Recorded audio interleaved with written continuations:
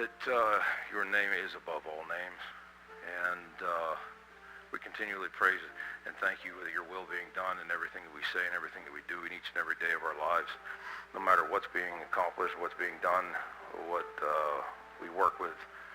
And I thank you again for each member here tonight. I pray you guide and direct in our lives, each and as where we leave tonight as well, and guide, direct, give wisdom and direction. In Jesus' name I pray. Amen.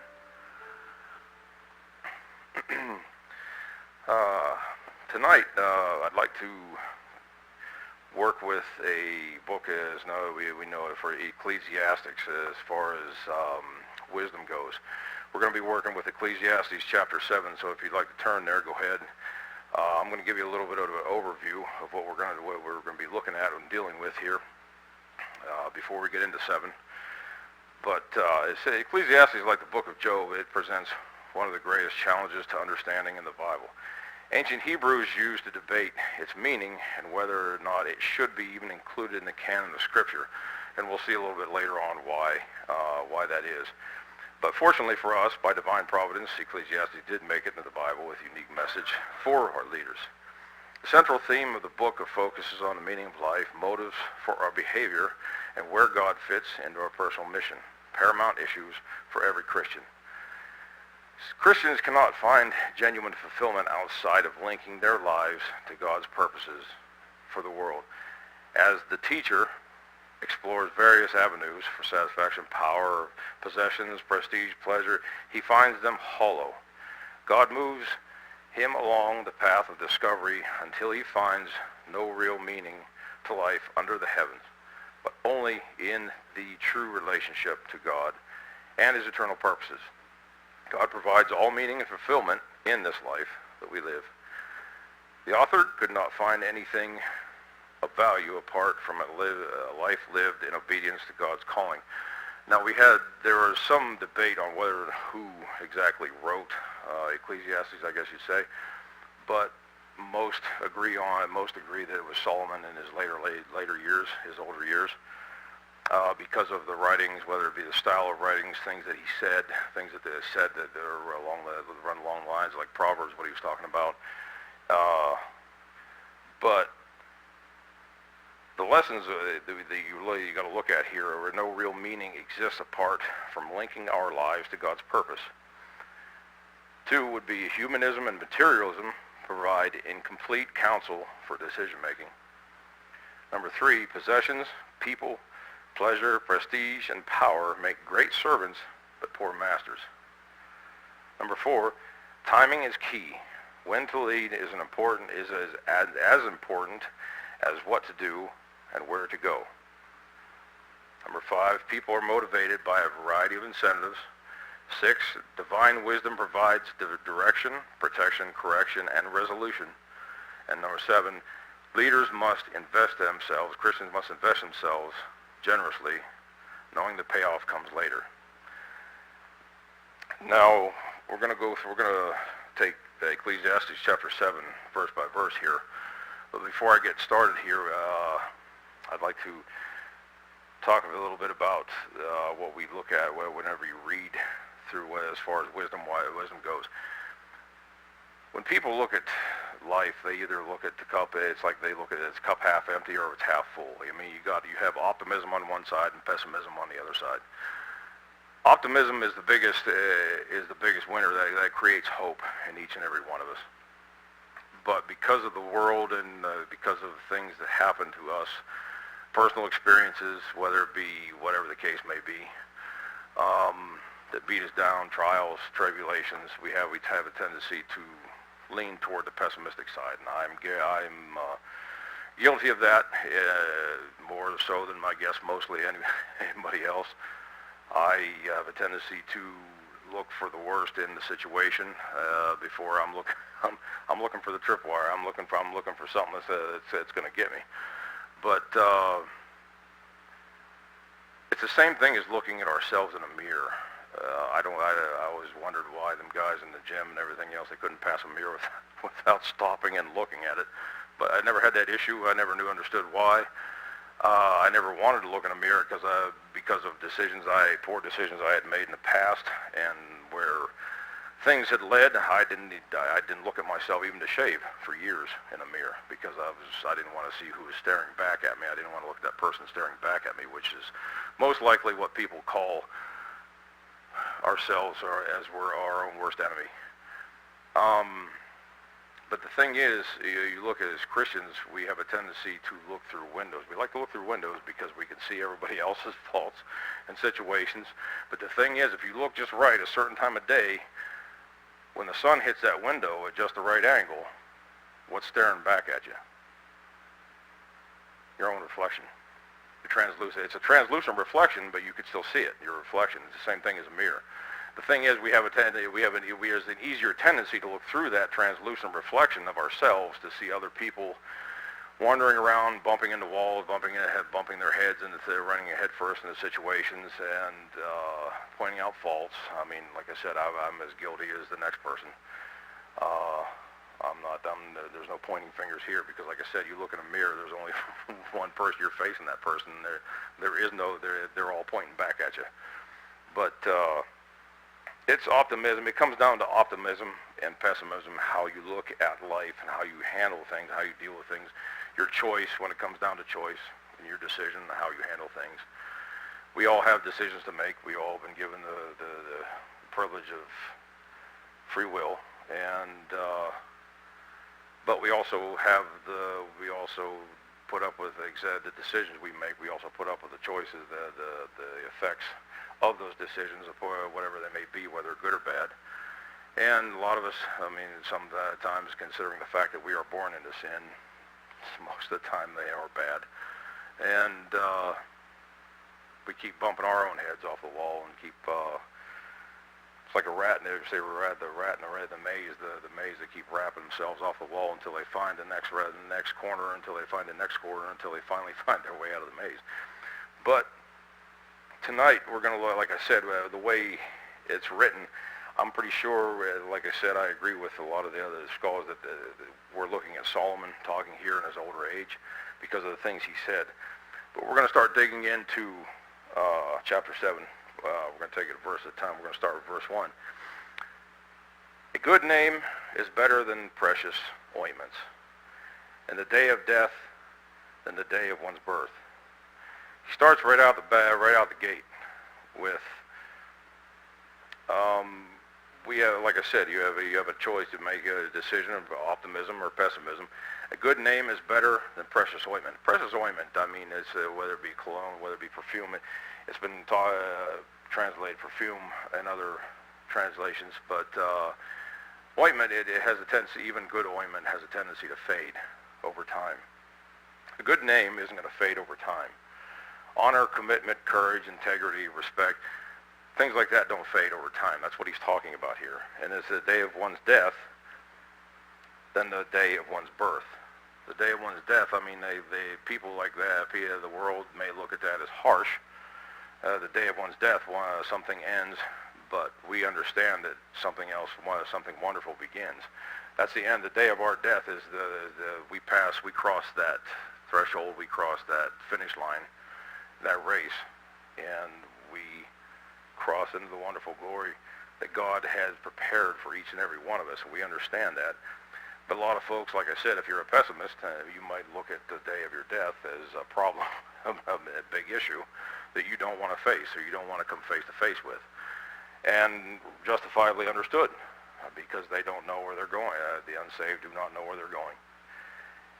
But we're going to go on here and move on into, it says, it is better to go to the house of mourning than to the house of feasting, for that is the end of all men, and the living will lay it to his heart. It's better to go to the house of mourning than go to the house of feasting. It still sounds like a grave situation, no matter how you put it. The house of mourning doesn't sound too wonderful of a place to be in, to put yourself in, than to go to the house of feasting. The house of mourning, we look at, as far as optimism goes, when you're in mourning, when someone's in mourning, there is no other way to go but up, because they've reached rock bottom. Usually when someone's in mourning, they've reached rock bottom, they've hit rock bottom, and there is no other way to go but up. which is a positive, which is the optimistic view.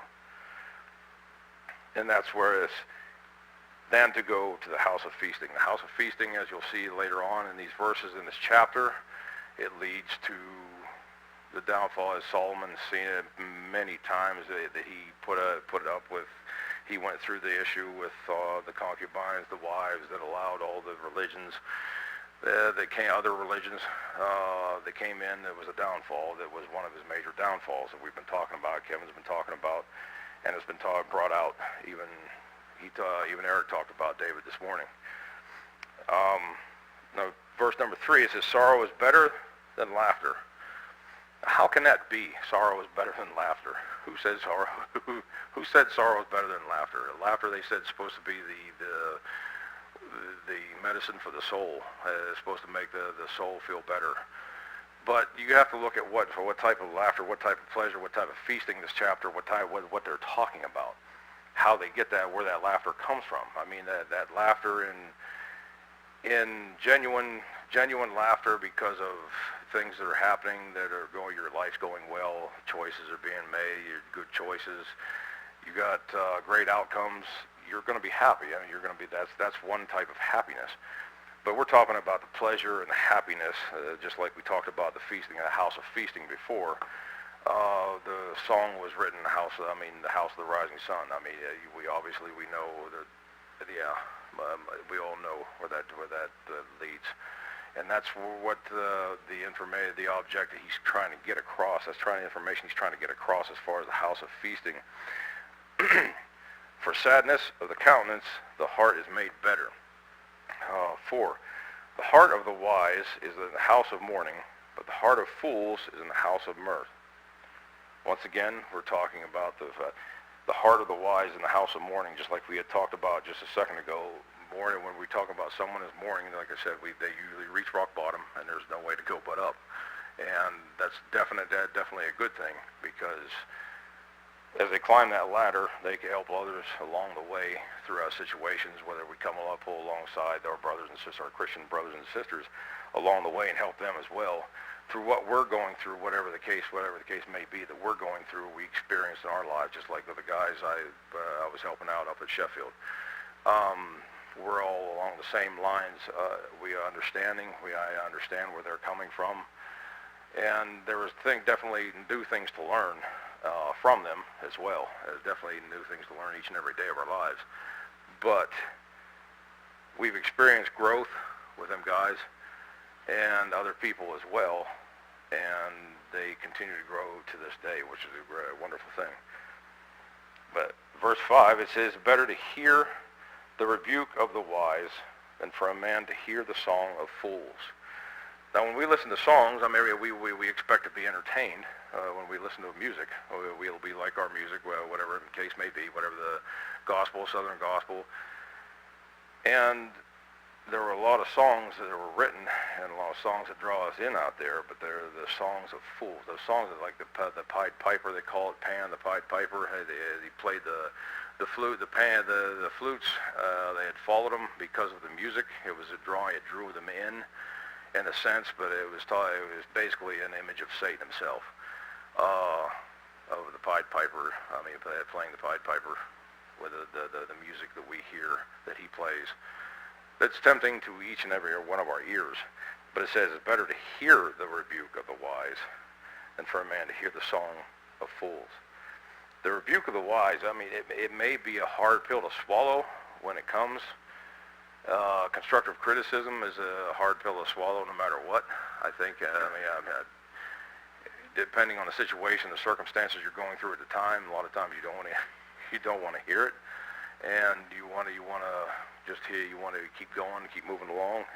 But the rebuke of the wise is necessary. Like I said, it's a necessary pill to swallow that we need to hear instead of the song of fools. In verse 6, it says, "For as the crackling of thorns under a pot, so is the laughter of the fool. This also is vanity." Anybody ever throw a pine cone in a fire, in a bonfire? Pine cones, a bunch of pine cones in a bonfire.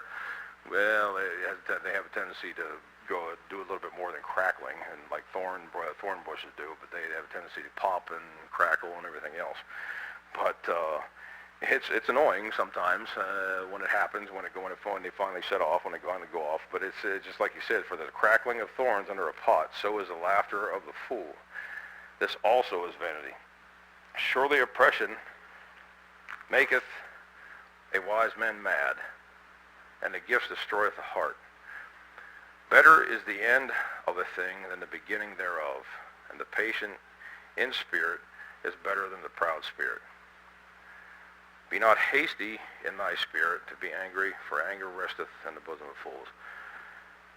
I'm going to stop right there for a second because that's a big issue, a prayer request that I would have for myself. Down through the years, I've let it take the pessimism take hold, and I've fed it to the point where I used it as basically as a weapon, I guess you'd say, for a protection, for a defense of my own life. But in feeding that pessimism as long as I had, it creates an angry spirit that doesn't need to be, that doesn't need to exist. And I've seen in other people as well. Like some of the guys, I mean, there are a lot of individuals that have let an angry spirit take over and fed it all these years. And it doesn't get you anywhere. I still have an issue. I have some issues myself. I've gotten past a lot of it, a lot of the issues. But when it comes down to things like disrespect to people I care about, I don't care what people do to me. But when something happens to people I care about, whether it be disrespect or anything else, it has a tendency to knot up in my throat, and it wants to come out like it had before and years ago. But once again, it's another pill to swallow, a hard pill to swallow, just like we had just talked about. And it kind of hurts going back down and try to force it back down. But the more you practice it, the more you practice something, the better it gets. Like whether it be practice singing, whether it be practice instruments, playing a piano, guitar, whatever the case may be, practicing playing ball, baseball, football. You have to practice to be good to get good at something, to accomplish, to actually be good at something and stay good at something. You have to continually practice each and every day of our lives. Christianity is a constant prayer. I mean, we're working on this. It's a constant work of. We're working on this each and every day of our lives. Sometimes it hurts. Sometimes that pill is going to be hard to swallow, just like we had talked about. But this is really an issue, a prayer request that I would ask for myself. There's a lot of people that are already praying for me, and for some other folks I know that are dealing with the same issues. But anger cultivates the garden of regret. That's another famous saying. There's many different sayings where it talks about anger. But not only anger resteth in the bosom of fools, but you become a fool when you blow up, or when you let anger take hold of your life and motivate you, be the motivation behind the functioning process day by day that gets you through each day, like it used to be. And you can't let it become a habit. It's an addiction. It's in a form of addiction. Because you let it become a form of addiction. I had let it become a form of anger, become a form of addiction. I justified it just the same as anybody else. You can justify almost anything, and if you try hard enough, and I did, and it didn't work. All it did nothing but hurt my health, the health, and people around me.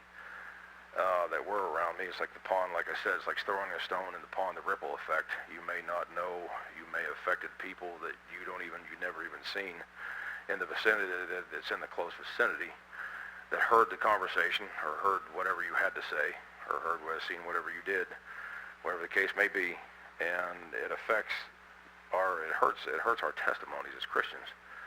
And that's not what I want. That's not what I want for the guys. That's not what I want for those guys we have up there. It's not what I want for anybody that we talk to as far as Christian, the unsaved, and try to minister to them like I said, actions speak louder than words. And sorry to say, a lot of times actions don't speak too well.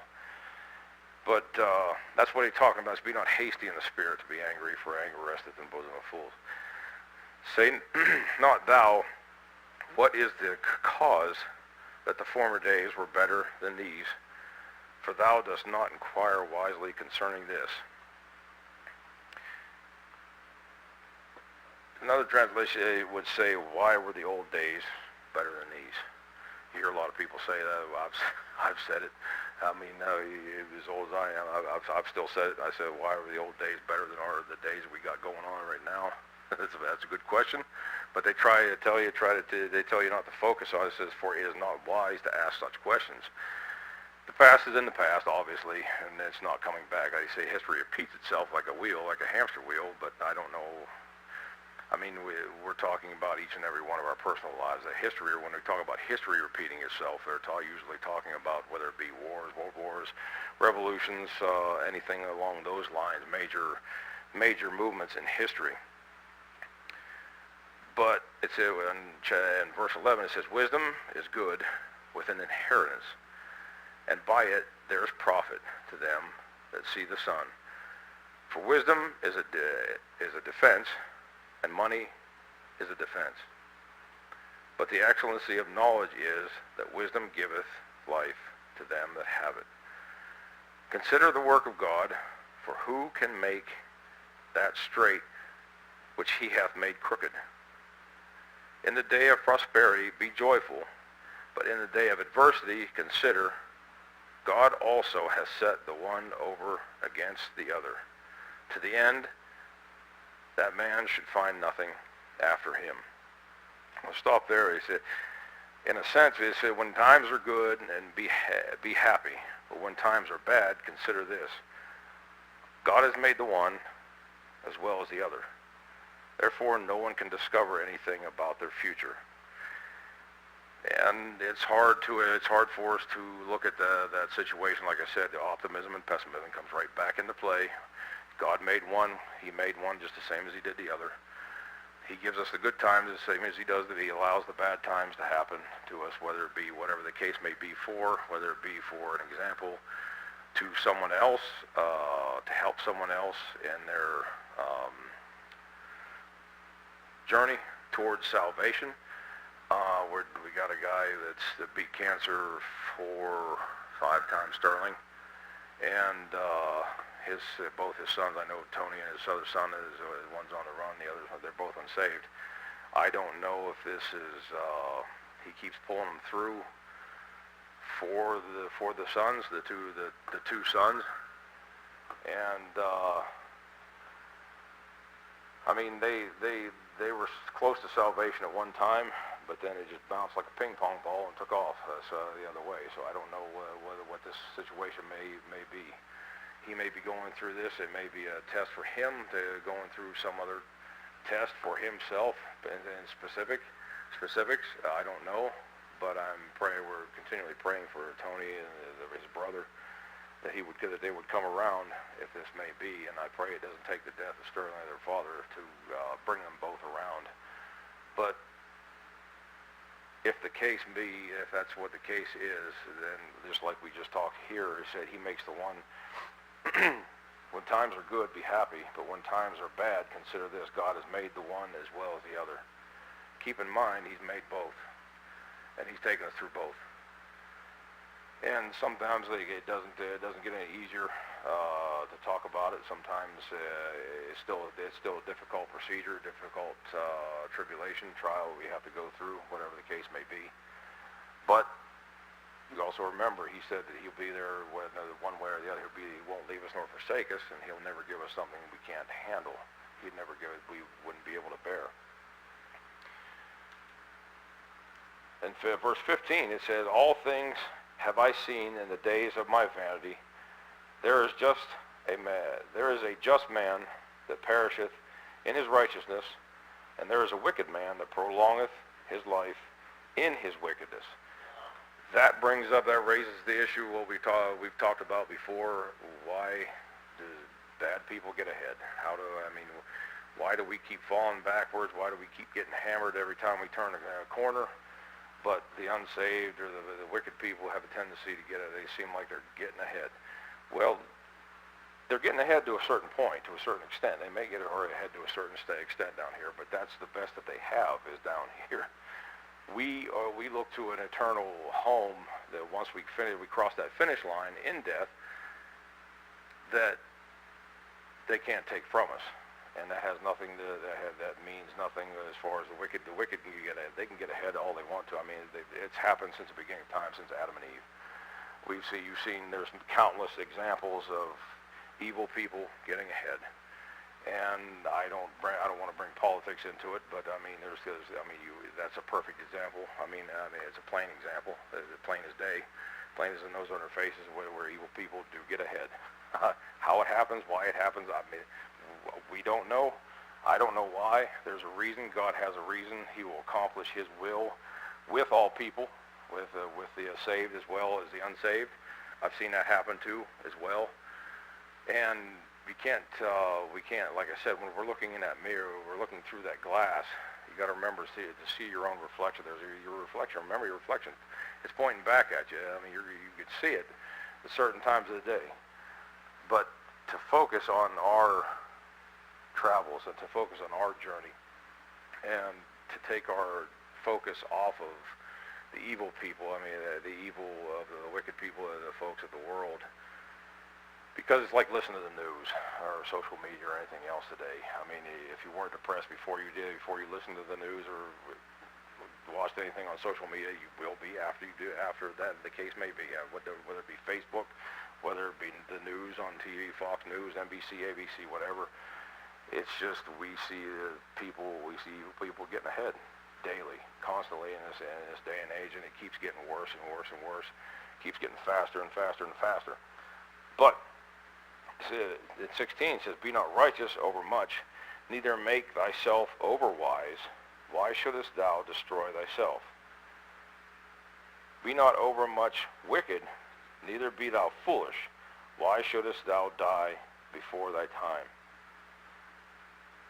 It is good, and thou shouldst take hold of this, yea, also from the withdraw not thine hand, for he that feareth God shall come forth of them all." Verse 19, it says, "Wisdom strengthened the wise more than 10 mighty men, which were in the city. For there is not a just man upon earth that doeth good and sinneth not."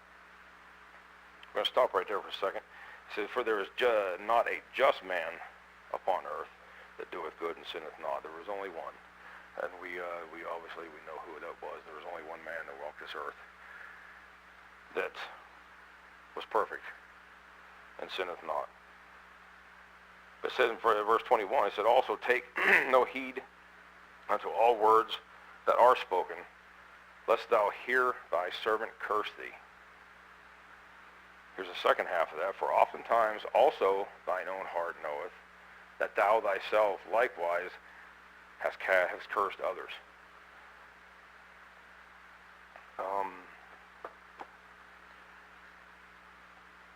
Yes, it says, "Is there indeed no one on this earth who is righteous, no one who does what is right and never sins? Do not pay attention to every word people say, or you may hear your servant cursing you. For you knoweth in your heart that many times you've yourself cursed others." When we're talking about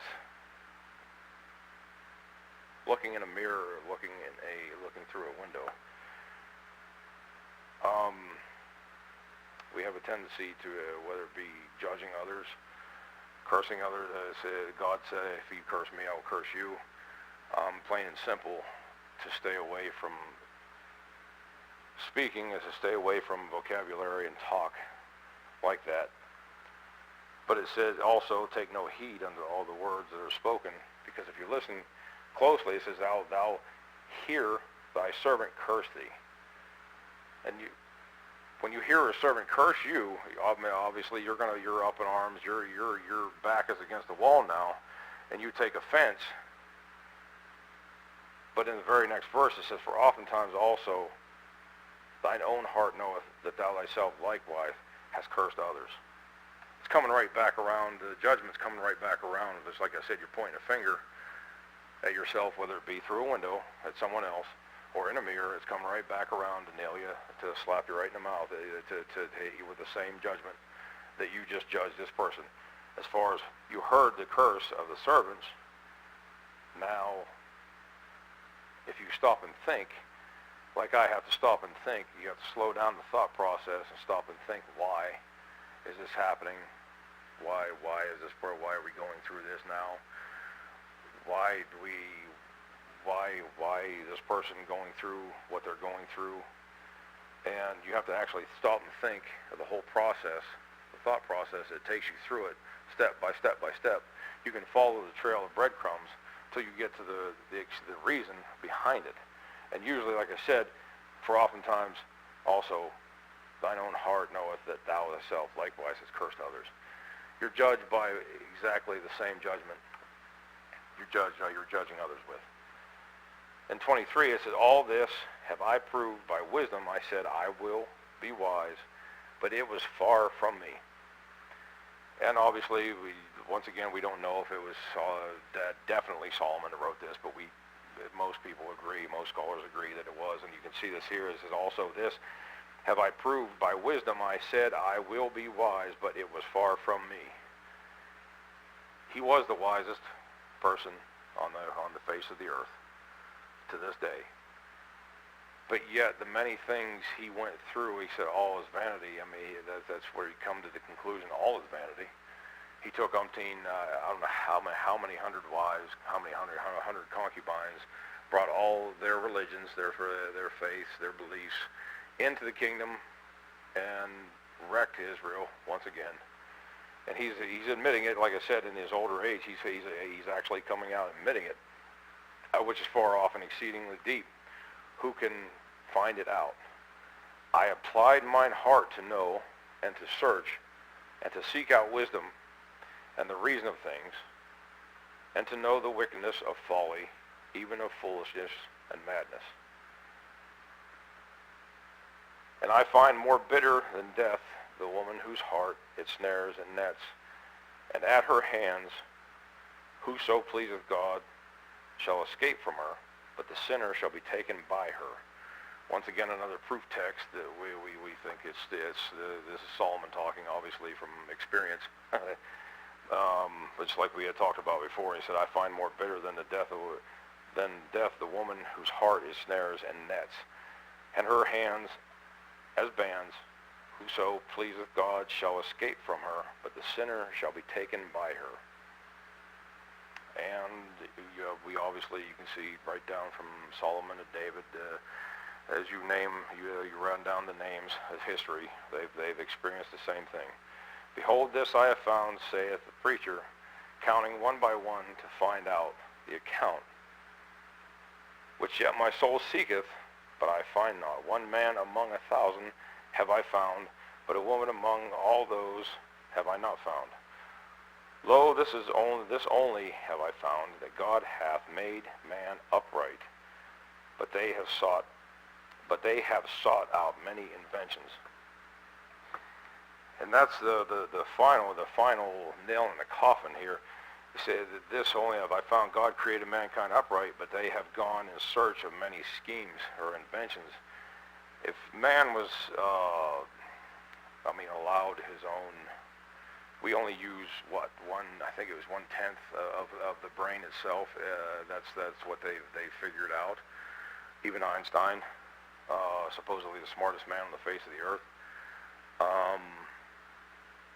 If we used even half of it, a third, a quarter, a half of our brains, could you imagine what talks about mankind has gone? God created mankind upright in his own image, but they have gone in search of many schemes or many inventions. Where many of those inventions and many of those schemes led them down through the years, down through the centuries. I mean, since the beginning of time, obviously, really.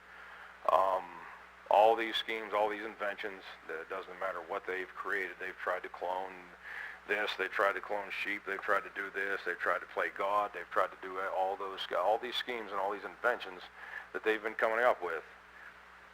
it all means something. It's just like Solomon said, all is vanity. He understood it to the core. He understood that message to the core of his heart. And I think it was a little late in life after everything fell down, after everything came down on his head. It's the same thing as, I mean, you accept your consequences for the decisions we've made, just like I did, or the guys that I thought that we had up at the house. You have to accept the consequences because of the decisions we make. It's just like I said, for years, I did not look at myself in a mirror even to shave my own face, because I knew what was looking back at me. And it wasn't a pretty sight, and I didn't want to see that, because like I said, we're our own worst enemy. We create our own problems. We're our own worst enemies with the decisions we make, and that free will we have a tendency to throw around. But like I said, mankind has gone in search of many schemes, many inventions. They're going to continue to go. They're going to continue to try to get bigger, more in depth with these schemes, these inventions that they have. AI is coming, artificial intelligence is coming around the bend right now. You're starting to hear more and more of that, and it just, the more things that they look for, the more things, the schemes that they search for, and inventions they search for, the more it seems to go downhill. I mean, you see the bottom dropped out, and they continuously roll downhill all the faster. You ever see a bear trying to roll downhill? It ain't going to run. It's going to roll. That's the way the world's going right now, and it just keeps getting faster. The further along it goes. But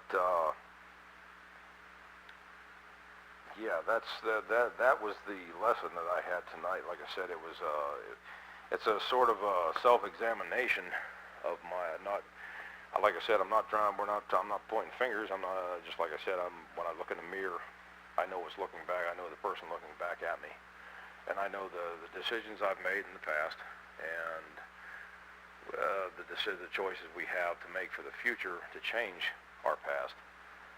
No matter what they may be, or what we went through, whatever, because everybody's different. Just like fingerprints, there's no two situation alike, no two lifestyle alike, and we all have choices to make, good or bad. I mean, it's going to happen.